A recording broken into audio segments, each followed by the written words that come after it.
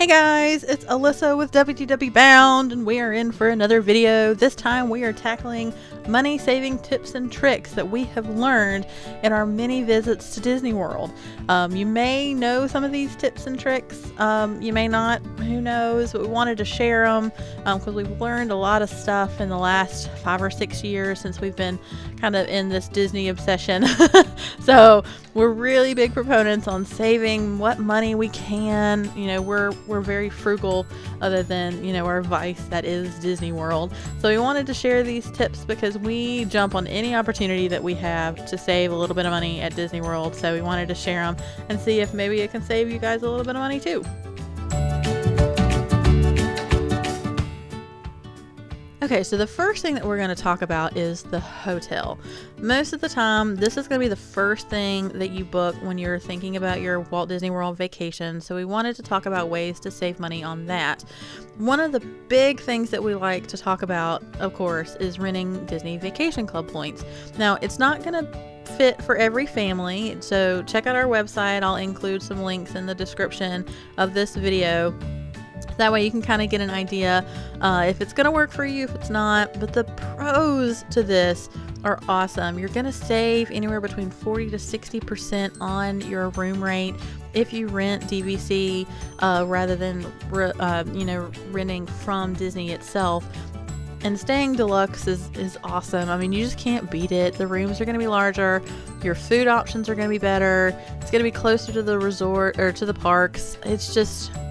It's one of those things that, like, once you do it, you have a hard time going back. I mean, staying at Disney resorts, just any of them, even value resorts, you're going to have a good time. You're going to enjoy it. You're going to still be in the Disney bubble. But if you want to, say you're going on a honeymoon or an anniversary trip or something like that, and you really want to make it special, but you don't want to break the bank, this is a great option.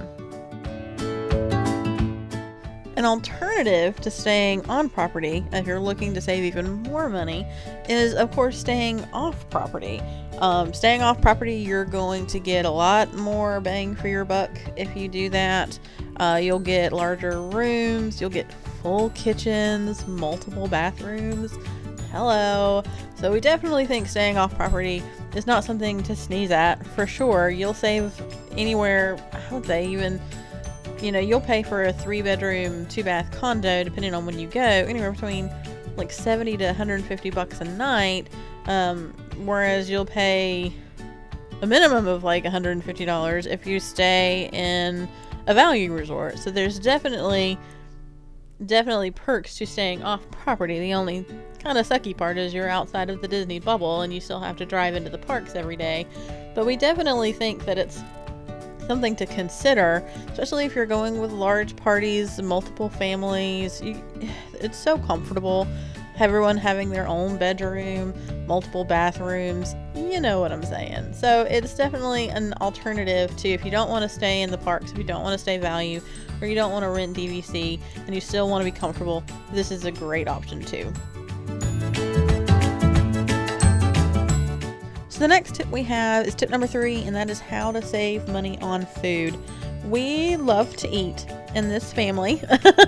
We sometimes center our vacations around where we're going to eat and when we're going to eat it and all that kind of stuff.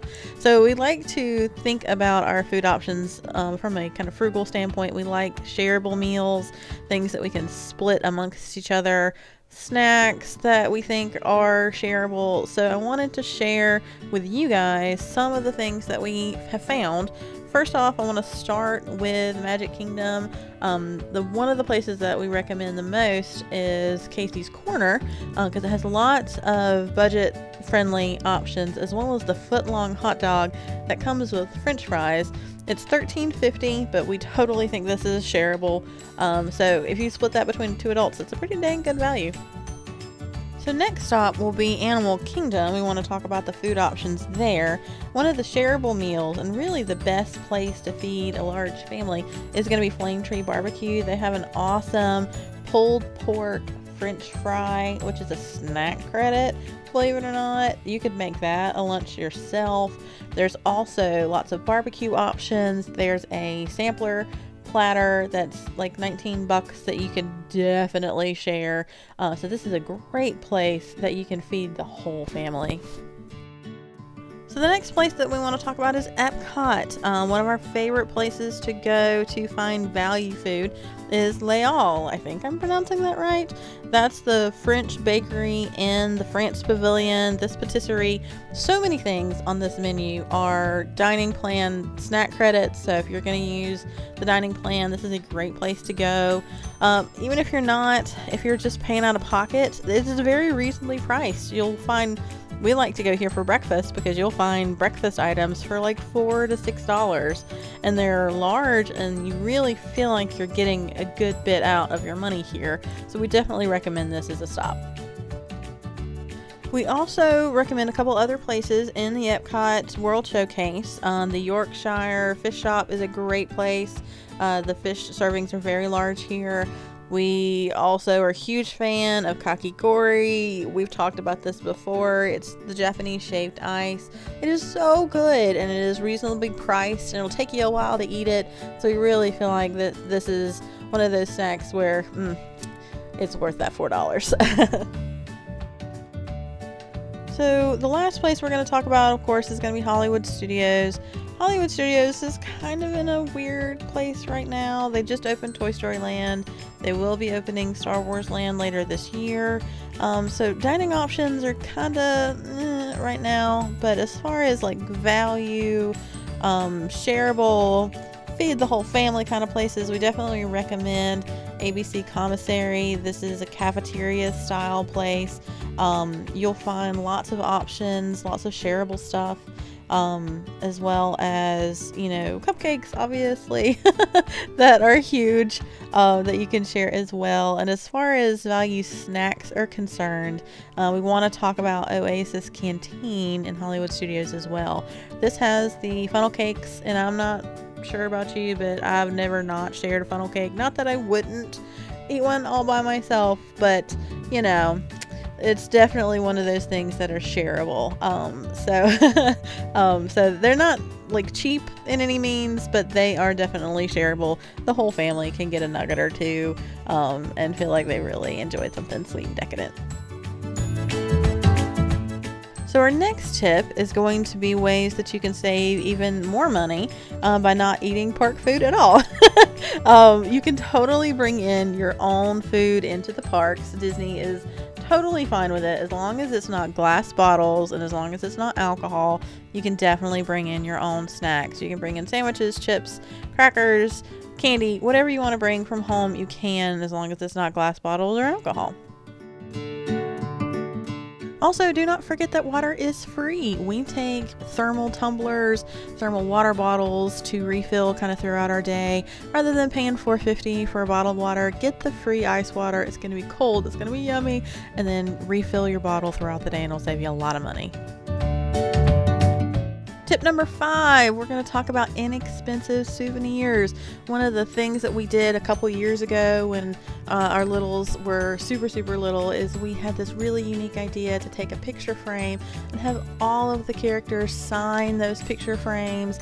It was so cute. It was so interesting. The characters had so much fun with it, and it was something that you can put on your wall and enjoy for years to come. I mean, it's something totally unique, and there are tons of other ways that you can do this kind of thing and get something inexpensive from the dollar store or something like that you can have the characters signed. You don't have to pay for those autograph books.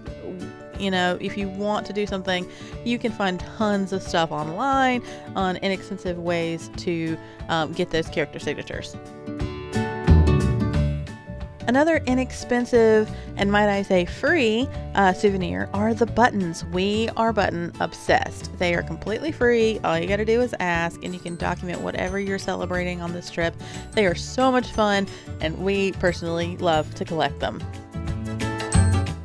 Another souvenir that we like to collect are magnets and keychains. These are also inexpensive. They'll range anywhere between like $10 and maybe $12, depending on the type. But these are small and they're cute, and they document, where you've been and what you've done and that kind of thing. And they don't take up a whole lot of space. So if you're flying, that's definitely a good thing. So it's another one of those souvenirs that we like to collect as well. So our final tip of the video is going to be ways to budget for your Disney World trip. So one of those ways that we like to do is get discounted Disney gift cards. You can get them at Target, you can get them at Sam's, however you want to do it.